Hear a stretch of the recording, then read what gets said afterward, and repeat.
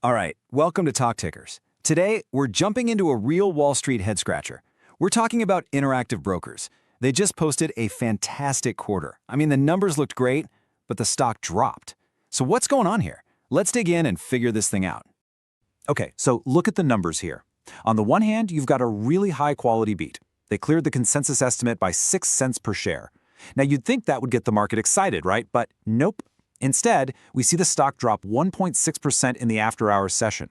It's this total disconnect, this puzzle between the great results and that weird market reaction that we're going to crack today.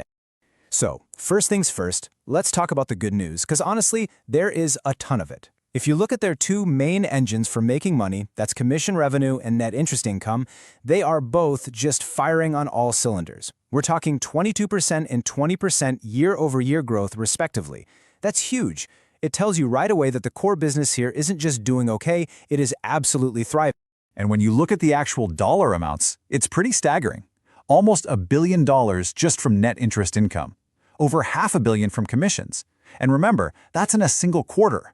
So what this shows you is that they've got this really diversified model. They're not just a one-trick pony. They're making serious money from both the cash their clients are holding and from all the trading activity.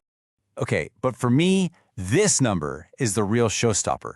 4.4 million customer accounts. And that's up 32% in just 1 year. Think about that. This isn't just some number to brag about, a vanity metric. This is the pipeline. This is the fuel for all their future growth. Every single one of those new accounts is a potential source of revenue for years to come. It's just such a powerful signal about the health of the platform. And get this, it's not just that they're adding customers. These customers are active, super active. I mean, look at these numbers. DARTs, that's daily average revenue trades, up 30%. Options volume, futures volume, stock volume, everything is way up. And that margin loan number, $90 billion. That tells you people are confident enough to borrow money to invest. All of this activity feeds directly into those two big revenue buckets we just talked about. It's a beautiful thing for the business. You don't even have to take my word for it. Just listen to what management said on the call. They hit a record for pre-tax income for the 5th quarter in a row, and they did it even with interest rates working against them. I mean, what does that tell you? It just proves how incredibly efficient and resilient their whole automated global business model is. It's a machine. And believe me, they are not resting on their laurels. They're already rolling out the next wave of growth engines. They're pushing into prediction markets, which is a fascinating space. They're adding crypto rails, using stablecoins like USDC to make it way faster and cheaper for international customers to move money around. They're expanding everywhere: Brazil, Taiwan, the UAE. These aren't just minor updates, folks. These are big strategic moves to stay ahead of the curve and pull in even more clients. Okay, so let's recap. The quarter was, by all accounts, fantastic. The business is firing on all cylinders. Which brings us right back to that big question we started with. If everything was so good, why did the stock sell off? To figure that out, we've got to zoom out a bit and look at the context. And this right here tells you pretty much everything you need to know. Look at the stock's performance over the last year, up almost 50%. Now compare that to the broader financial sector, the XLF, which was up about 15%, or even the S&P 500, up about 18%. IBKR just blew them out of the water. So when you have a run-up like that, investor expectations just get incredibly high. A good quarter wasn't going to cut it. The market had priced this thing for absolute perfection. So you can really boil down the weird reaction to 3 main things. Number 1, as we just saw, were those sky-high expectations. The bar was just set too high. Number 2, you had some macro jitters creeping in. Worries about tariffs and the broader economy. When that happens, what do people do? They often sell their biggest winners to take some risk off the table. And number 3 is just simple positioning. A lot of people had made a lot of money on this stock, and the earnings report was a perfect excuse to cash in and lock in those profits. It's a classic sell the news event. All right, so that's the rearview mirror. That explains what happened this quarter. Now let's look forward.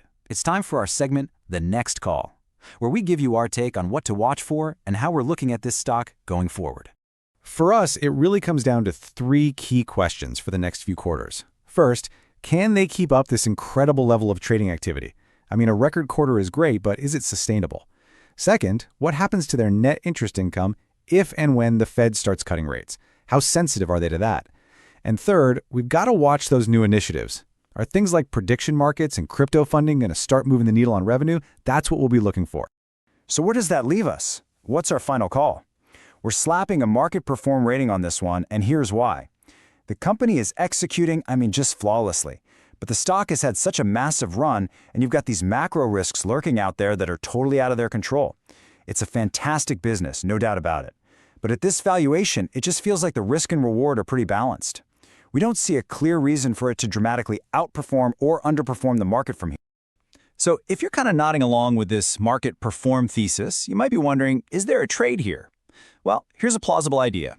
The options market was pricing in a big move, almost 5% around these earnings. But what actually happened? A much smaller 1.6% dip. That tells you that implied volatility was probably too high. The market basically shrugged. So for more experienced traders, this could set up a trade where you bet on the stock not going anywhere wild. You could look at selling volatility, think short straddles or strangles, with the idea that the stock will probably consolidate here for a bit, caught between its strong fundamentals and those macro worries. And last but certainly not least, we have to say it. This is our most important slide. Please remember, everything we've talked about today is for informational and educational purposes. It is absolutely not financial advice. You have to do your own homework and make your own decisions before you ever put a single dollar to work in the market.